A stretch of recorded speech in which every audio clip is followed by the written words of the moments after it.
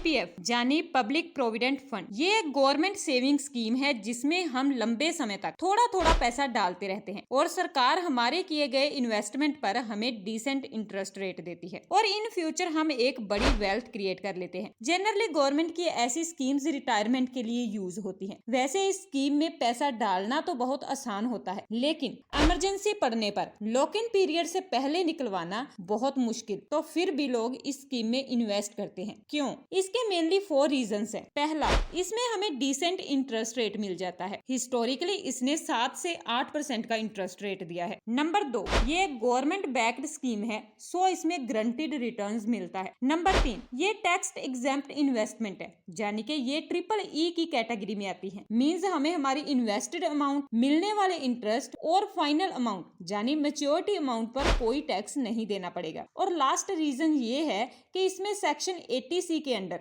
1.5 lakh rupees tax deduction का फायदा भी मिलता है। अब एलिजिबिलिटी के बारे में जान लेते हैं। नंबर 1, ओनली इंडियन रेजिडेंट ही इसमें अकाउंट ओपन कर सकते हैं, NRI और हिंदू अनडिवाइडेड फैमिली नहीं। अगर किसी ने पहले इंडिया में रहते हुए ये अकाउंट ओपन किया था और बाद में NRI बना, तो वो व्यक्ति अपना अकाउंट मेच्योर होने तक जारी रख सकता है। माइनर के बिहाफ पर भी पेरेंट्स और गार्डियन अकाउंट ओपन कर सकते हैं। इसमें एक इंडिविजुअल एक ही अकाउंट ओपन कर सकता है। अब डिपॉजिट लिमिट की बात करें तो मिनिमम आप 500 रुपए और मैक्सिमम 15 लाख रुपए तक इन्वेस्ट कर सकते हैं। रिमेम्बर डैट कि हमारी जो टोटल इन्वेस्टमेंट 1.5 लाख है वो माइनर अकाउंट को इंक्लूड करके है। आपका अगर कोई माइनर अकाउंट भी है तो आप तब भी टोटल 1.5 लाख तक ही इन्वेस्ट कर सकते हैं। लॉक इन पीरियड की बात करें तो ये 15 साल है और अगर आप इस पीरियड को एक्सटेंड करवाना चाहते हैं तो 5 साल के लिए और बढ़ा सकते हैं। अब बात करते हैं इंटरेस्ट रेट की। तो करंटली 7.1% का इंटरेस्ट रेट चल रहा है और ये इंटरेस्ट रेट आपको कब और कैसे मिलता है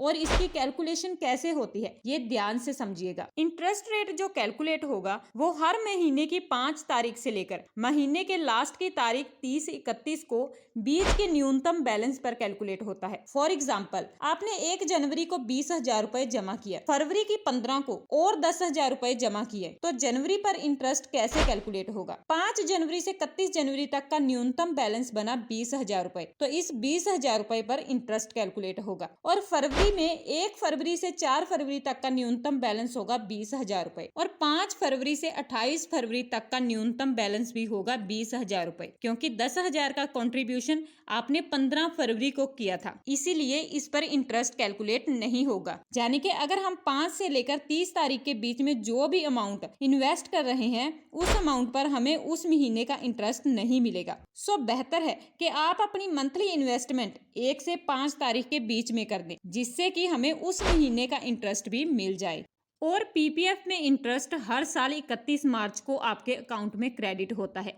इंटरेस्ट का कैलकुलेशन मंथली बेसिस पर होता है, लेकिन क्रेडिट साल में एक ही बार होता है। अब जानते हैं कि किन कंडीशंस में हम 15 साल से पहले पैसा विड्रॉ कर सकते हैं। इसमें 3 ऑप्शंस हैं पैसे निकलवाने के और इसमें भी कंडीशंस फुलफिल करनी होगी। नंबर 1 है कि हम पार्शियल विड्रॉल करवा सकते हैं, लेकिन पार्शियल विड्रॉल हम पीपीएफ अकाउंट के 7 साल पूरे होने के बाद ही कर सकते हैं। आप 6th फाइनेंशियल ईयर के एंड में अवेलेबल बैलेंस का 50% तक निकाल सकते हैं। फॉर एग्जाम्पल, अगर आपने अप्रैल 2015 में पीपीएफ अकाउंट खोला है तो आप अप्रैल 2022 में पार्शियल विड्रॉल कर सकते हैं। अगर आपके अकाउंट में मार्च 2021 तक 1 लाख रुपए हैं तो आप 50,000 रुपए तक ही निकलवा सकते हैं। नंबर 2 पर ऑप्शन है प्री मैच्योर क्लोजर का। इसमें भी आफ्टर 6 ईयर ही प्री मैच्योर क्लोजर कर सकते हैं और प्री मैच्योर क्लोजर हम 3 ही कंडीशंस में कर सकते हैं। नंबर 1, आप या आपकी फैमिली में से अगर किसी को क्रिटिकल इलनेस हो जाए तब आप प्री मैच्योर क्लोजर करवा सकते हैं।